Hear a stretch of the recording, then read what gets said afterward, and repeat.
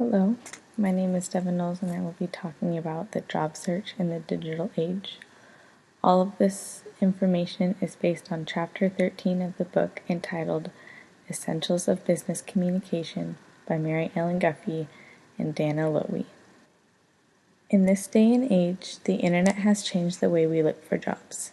Now we have the options of job boards, search engines, and social networks as tools to hunt.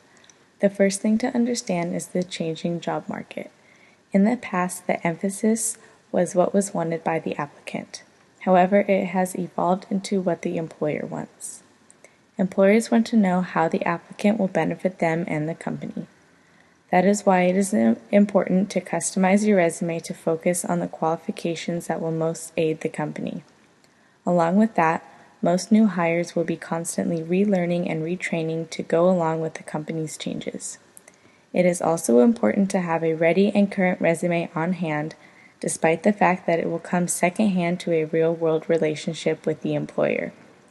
Your best path in finding a job today is to follow these three things: analyze yourself, develop a job search strategy, and prepare a resume.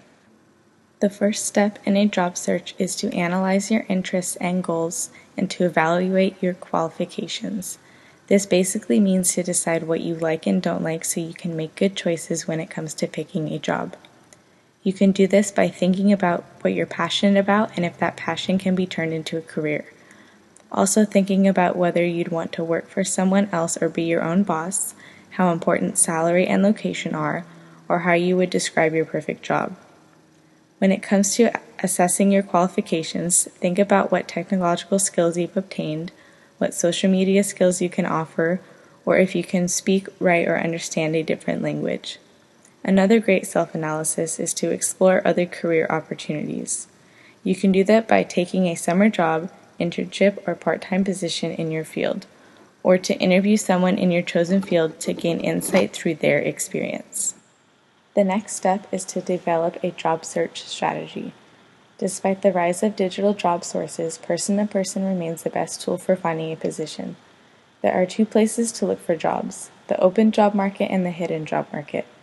The open job market consists of jobs that are advertised or listed. The hidden job market consists of jobs that are never advertised or listed. Some analysts claim that 50 to 80% of all jobs are filled before they even make it to online job boards or advertisements. Searching in the open job market is mostly done on the internet. Despite the fact that there is a chance your resume can get lost in the swamp of everyone else's, big job boards offer resume, interviewing, and salary tips.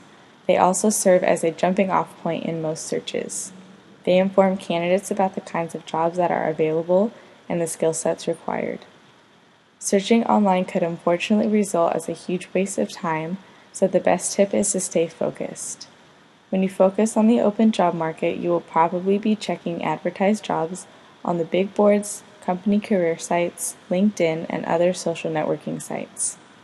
The hidden job market exists so companies don't waste time on unqualified candidates. The most successful job candidates try to transform themselves from unknown into known quantities through networking. More jobs today are found through referrals and person-to-person contacts than through any other method. Therefore, you should be well known to a large network of people. After you develop a job search strategy, you should create a customized resume. You want to tailor it to every position you apply for because of the fact that the competition is so stiff. You can no longer simply use an all-purpose resume. As a job seeker, you have about 5 seconds to catch the recruiter's eye. Therefore, choosing a style is your first step. There are two types of resumes. First is chronological, which is the most popular. It lists work history job by job in reverse order. This format is favored because it is well known and quickly reveals a candidate's education and experience in that field. Next is a functional, which focuses on a candidate's skills rather than on employment. It groups skills and accomplishments in special categories. This style highlights accomplishments and can de-emphasize a negative employment history. Length of a resume is important as well. The best advice is to make your resume as long as needed to show your skills to recruiters and hiring managers. Lastly, in a customized resume, The arrangements of the categories should be strategically planned.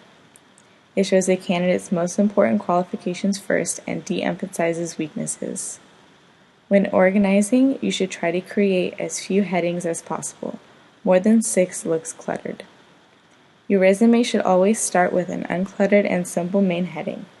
The first line should always be your name. Sometimes you can add your middle initial for a more professional look. Next, you should follow your contact information.